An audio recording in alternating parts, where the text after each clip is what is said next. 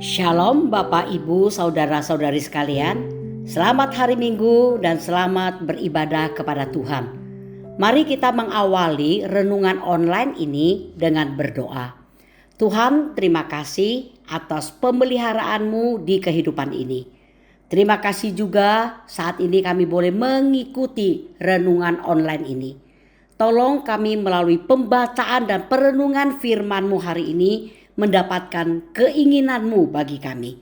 Berbicaralah kepada kami siap. Demikian doa kami panjatkan dalam nama Tuhan Yesus. Amin.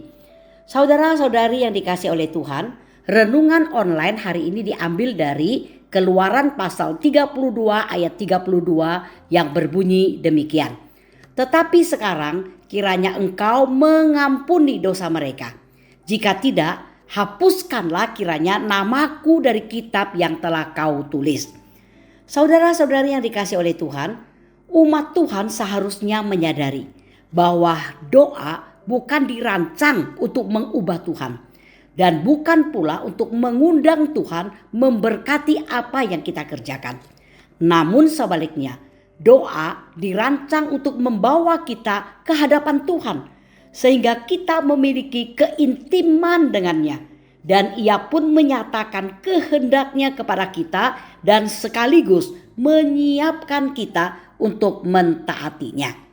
Di kitab Keluaran pasal 32 ayat yang ke-7 terlihat Musa naik ke Gunung Sinai dan selama 40 hari ia berkomunikasi dengan Tuhan dan Tuhan menunjukkan kejahatan umat Israel kepadanya.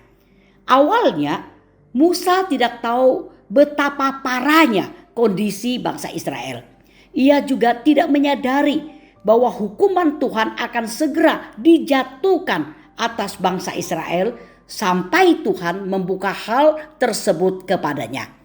Begitu Tuhan menyadarkan Musa kondisi bangsa Israel, nampak Musa memiliki belas kasihan yang dalam terhadap orang-orang itu seperti Tuhan merasakannya. Kemudian Musa bersedia mengorbankan dirinya bagi bangsa Israel yang keras kepala itu. Dalam syafaat yang menyesakkan dan tanpa pamrih, Musa menawarkan agar namanya dihapus dari kitab kehidupan jika Tuhan bersedia mengampuni orang-orang itu. Terlihat dengan Musa berada bersama Tuhan, dengan ia intim dengan Tuhan, Tuhan menjadikannya seorang pendoa syafaat yang luar biasa bagi umatnya. Saudara-saudari yang dikasihi oleh Tuhan, demikian juga Tuhan dapat memakai saat-saat kita berdoa untuk melembutkan hati kita dan mengubah fokus kita. Ketika kita berdoa bagi orang lain, Roh Kudus akan bekerja dalam hati kita sehingga kita bisa memiliki belas kasihan terhadap mereka sama seperti yang Tuhan miliki. Hal ini dapat kita lihat dari Roma 8 ayat 26 sampai yang ke-27. Jika kita tidak mengasihi orang lain sebagaimana seharusnya, berdoalah bagi mereka. Jika kita tidak begitu aktif melayani Tuhan sebagaimana seharusnya, mulailah berdoa. Saudara-saudari yang dikasihi oleh Tuhan, dengan kita mengalami keintiman dengan Tuhan, maka kita dapat mengenal hati Tuhan dan mewujudkan apa yang dikehendakinya. Tetapi bila kita tidak mengalami keintiman dengan Tuhan atau kita tidak berdoa, maka kita pun gagal mengenal hatinya dan kita bisa tetap berpuas diri dengan diri kita saja. Ya, waktu yang kita pakai bersama Tuhan akan mengubah kita dan membuat kita semakin serupa Kristus. Maka marilah kita selalu mendekatkan diri kepada Tuhan dengan berdoa dan membiarkan doa mengubah kita. Amin.